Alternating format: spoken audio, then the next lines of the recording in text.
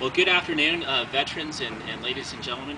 I'd like to first thank Bud Switzer and the VFW Post of 3208 for inviting me today to give the remarks, and also for your tremendous contributions to the city. You guys have contributed a lot of hours of volunteering to the city. Sometimes people don't know that, so I want to make sure we point that out. Thank you for your volunteering to this community here and now.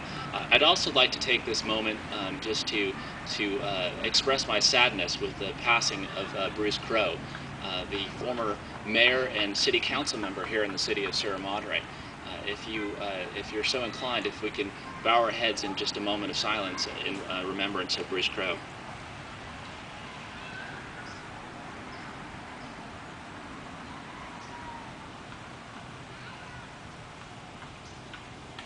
Thank you. Today we celebrate Veterans Day, very close to the anniversary, as was said, of the armistice ending World War I, the 11th hour of the 11th day of the 11th month. President Woodrow Wilson, just about 90 years ago to date, proclaimed this day a solemn pride in the heroism of those who died in the country's service.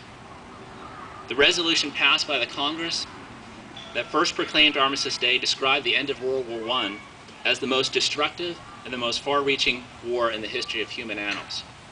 It was the hope of our nation that after First World War, there would be no other war. In fact, they called it the war to end all wars. But rather, a lot of those wars kept on going on. And while Armistice Day, now we refer to as Veterans Day, was instituted to honor servicemen of the First World War, it has evolved to honor all American servicemen and women who have fought in all subsequent wars. Because of their sacrifices and your sacrifices, we honor you and those that have served in this country, the country in the armed forces. In retrospect, we know that the First World War was not the war to end all wars. In fact, 20th century was perhaps the bloodiest century ever in the human history. And today, at the start of the 21st century, we face new threats from foes that don't necessarily fit the old paradigm and possess weapons that can inflict harm on a greater scale than ever seen before in any prior century. I don't say this to mean that peace is not achievable or that the goals announced in the proclamation or in our Constitution are not attainable. In fact, they are attainable. Lasting peace is within our grasp. The end of the First World War, however, is better looked at as not only an end, but a beginning.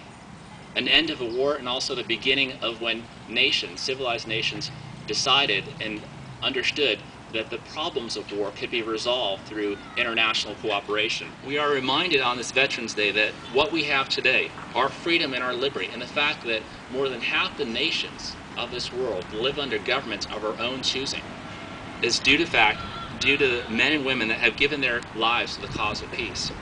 We must never forget theirs and your sacrifices, and we must never let these sacrifices be in vain. It is therefore our solemn obligation to preserve the peace and to make the most of this moment for our children and the children around the world, so that those sacrifices, so that those who sacrifice so much to bring us this moment will be redeemed in the lives that they could have lived by the lives that we do live. Thank you, and God bless America.